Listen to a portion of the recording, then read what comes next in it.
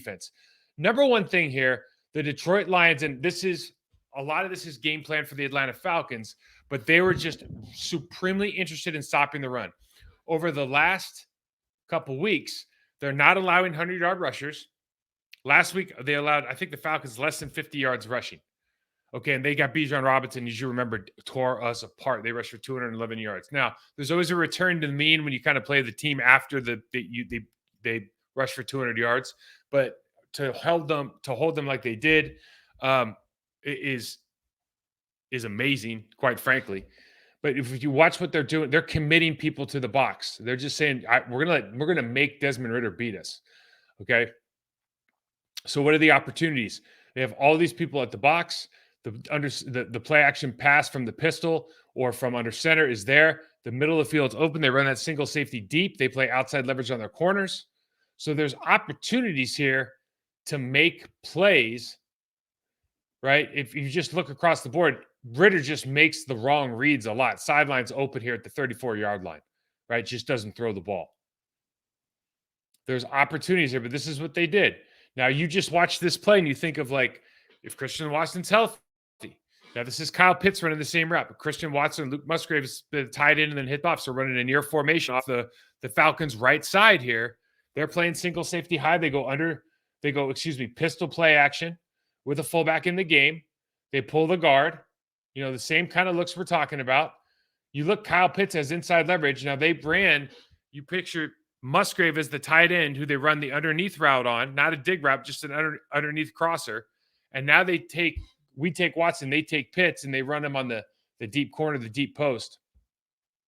And basically that backside corner that you see down on the 26-yard line at the bottom of the screen, that's the guy that has to make the play here.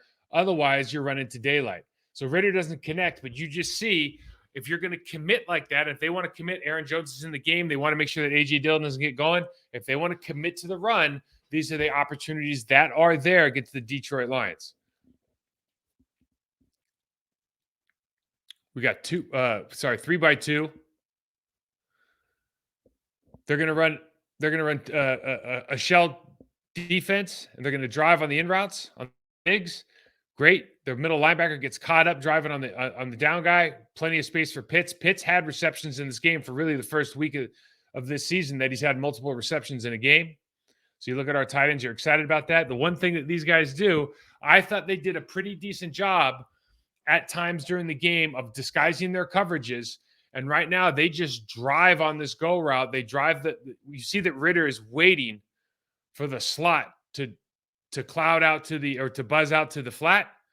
And as soon as he does, safety breaks on this route.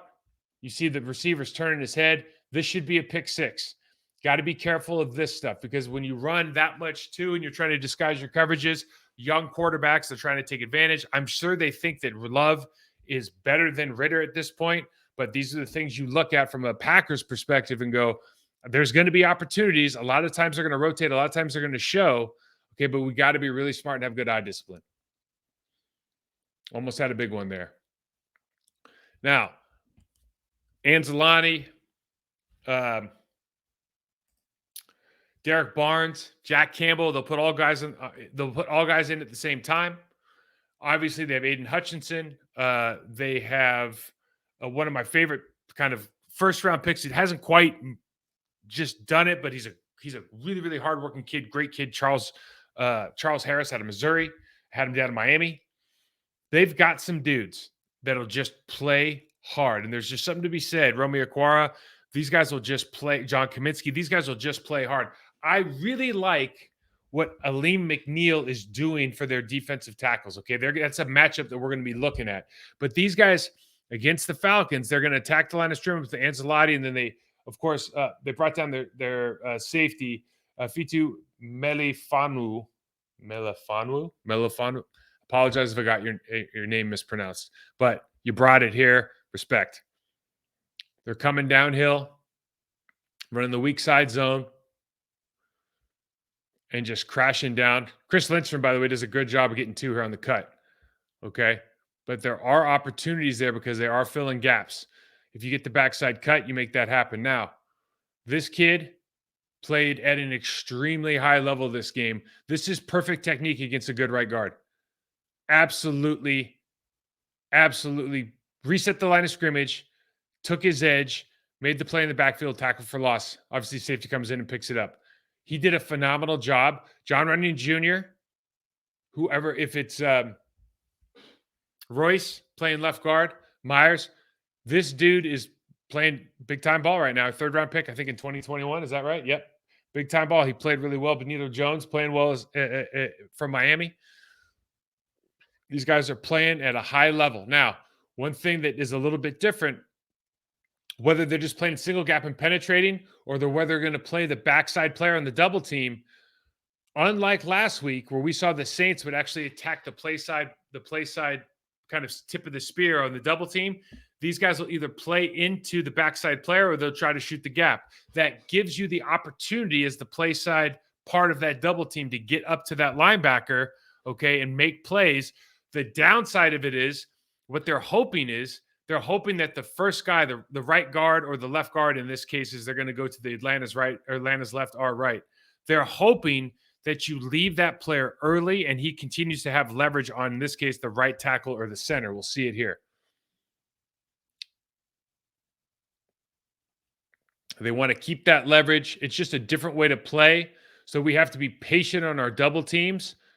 We have to be able to secure those double teams. The center does a good job in particular here. Left tackle runs underneath. Right tackle runs underneath.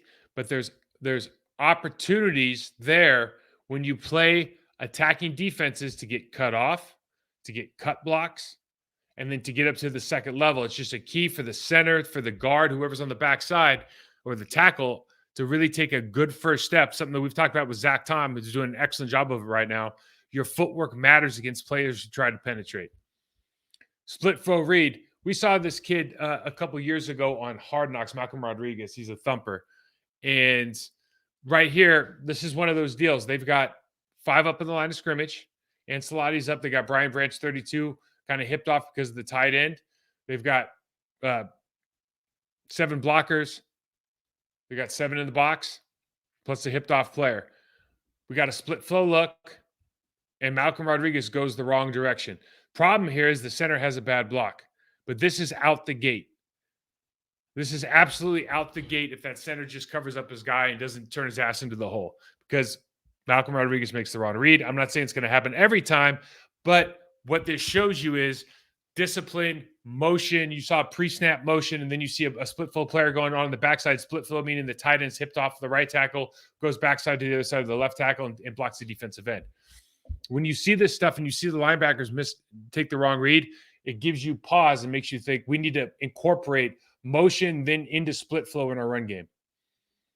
This should have been a much bigger play than it was.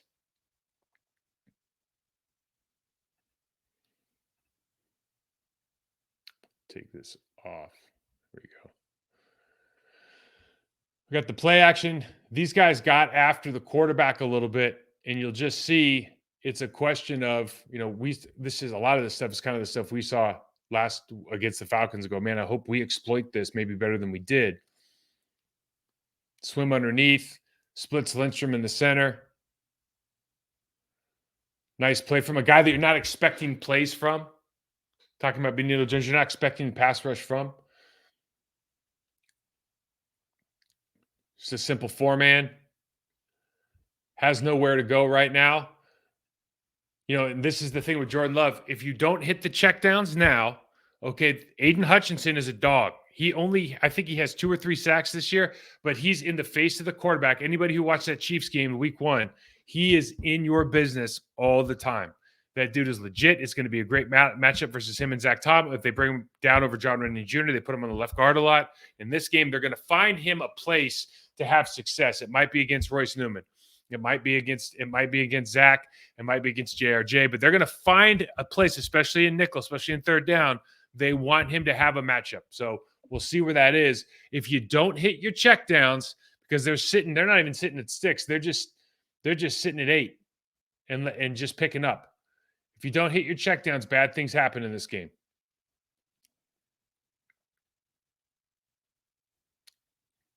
Look out here. He's over the left guard. Easy beat inside, causes the pressure. Ritter's not great at escaping, so he should escape to his left or right. Should have stepped up in the pocket. He didn't. Gary gets walked back. Barnes ends up getting the sack as the middle linebacker coming off the edge. Now, the last thing I want to show is we talk about these rookies, man. This kid, Brian Branch, as we talked about when we did our draft piece, this kid is legit. He's their enforcer. Now, some other guys might think they're the enforcer, but this guy's got receipts now. Okay, this guy brings it every play. He's not perfect. He's going to make mistakes, but he's physical. He reminds me of Minka Fitzpatrick when he came out of Alabama as far as his mentality and the way he's approaching this game. Physical player, fights through the block, very instinctive player, seems to do everything easy, seems to move with ease. We look back, he drops at the 2018. Now, look, this is a foul, but that's their best player. Knocked his helmet off. Absolute stick shot. Sometimes you need guys like this on your football team. I don't think it's a dirty hit. I think it's part of the game. I know it's illegal now. I know it's a penalty. It is what it is. I applaud it. And as you can see, even though they cost him 15 yards, these dudes aren't mad. We're flexing. We're getting in his business. Like, these dudes love it. They love it. Here's the downside, right? You're still a rookie. You get caught up in the play action. You're chasing. You're spinning. Now, all of a sudden, you lead with your helmet. You don't wrap. Tyler Algier, big dude, gives up some action, okay?